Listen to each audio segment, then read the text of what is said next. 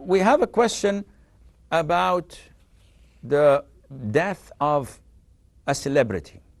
This happens when this Fast and Furious guy died, the Walker man, and before him someone else, I forgot.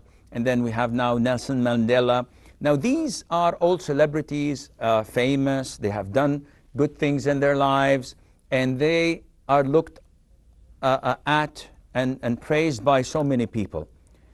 As Muslims, we do not follow the flow, and we do not ride the tide, and we do not imitate people. We have our own set of rules and regulations that we have to follow. So a rule of thumb is, Allah tells us in the Quran that it is not befitting for the Prophet ﷺ and his and the believers with him to ask Allah for forgiveness for the mushrikeen, for the idol worshippers or the non-Muslims, even though they be of kin, after it has become clear to them that they are the dwellers of the fire.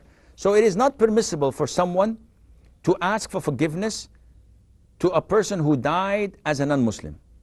And this was addressed to the Prophet ﷺ when he wanted to seek forgiveness for his uncle, Abu Talib, who took care of him and who protected him and who guarded him from the harms of the idol worshippers.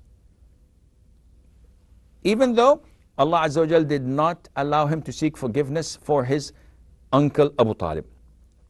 Not only that, the Prophet told us, ﷺ, and the hadith is in Sahih Imam Muslim, when a man came and said, "O Prophet of Allah, where's my father?"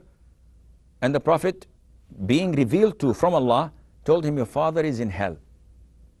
So the man was a little bit upset. The Prophet told him, "My friend, your father and my father are in hell." So the Prophet told us about his father, that he's in hell. Now, in Sahih Imam Muslim as well, the Prophet once wept and he was asked, "Why are you weeping?"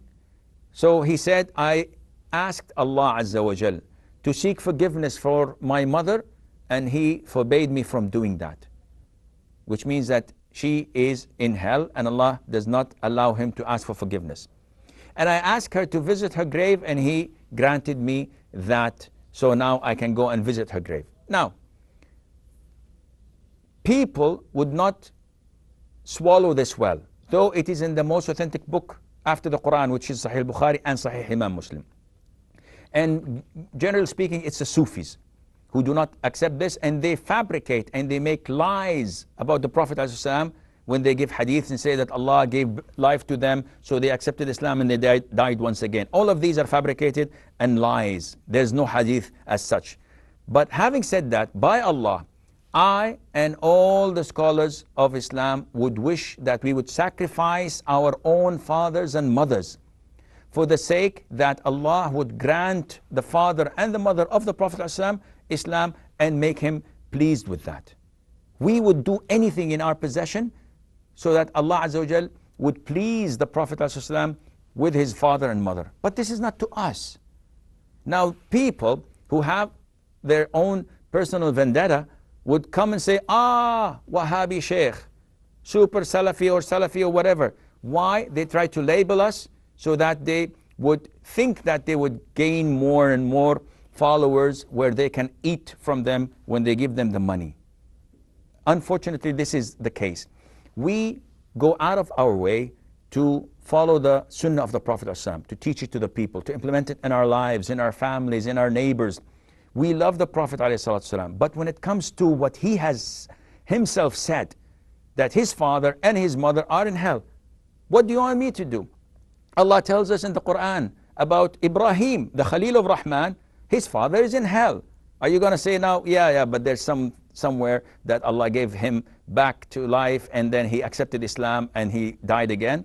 We know about the wife of Prophet Nuh and Prophet Lot, and they were all disbelievers. We know what Prophet Nuh said about his son. "Oh Allah, what you have said is the truth and he is my son," but he died as a kafir.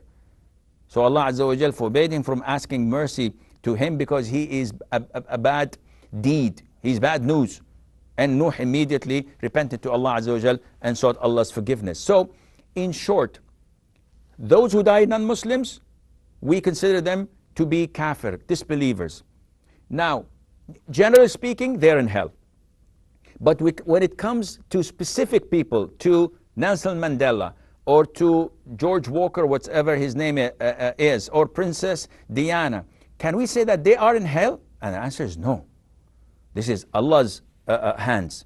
We don't know if the last word they said, Ashhadu an la ilaha illallah, Ashhadu Muhammadur Rasulullah.